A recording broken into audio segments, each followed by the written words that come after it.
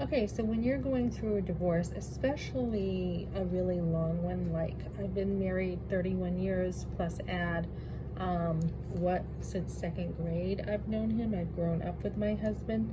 So add about, my goodness, I don't know, add pretty much my whole life to that. Um, I've only had one other big loss besides this, and that was my uncle who died just all of a sudden. He was walking home from McDonald's and he just had a heart attack, and he was struggling. He did get home, but the time they got him to the hospital, he died. I never got to say goodbye to him. And that was, I did cry over that. I did, because that was hard for me and I could not stop crying. I heard it on the street and all I did was cry, like for hours at a time, because I had loved my uncle so much.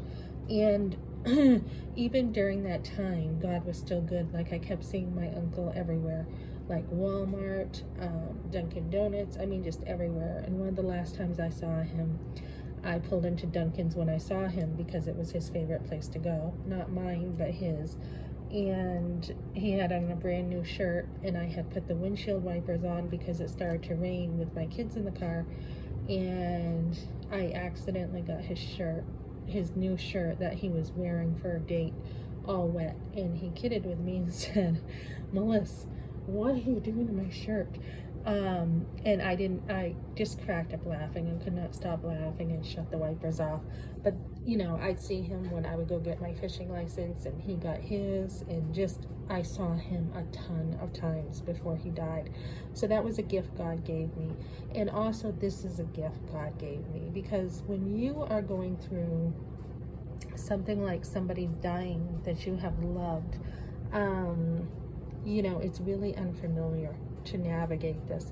You don't even have words. You don't even know how to process this. And what you're doing is you want to stay on task. So I am extremely busy working, extremely. This job is high demand, extremely high demand, more than probably any other job I've had. And so I am so busy with this that this is a good thing. It's keeping my mind on what I need to do. Plus, I'm still taking care of, my family. So I don't really have time to deal with this. And I think for me, besides going to God's word here and going to God when I have time, to get specific with my prayers. Save me, O God, for the waters have come up to my neck. I sink in the, weary depths where there is no foothold. I have come into the deep waters. The floods engulf me.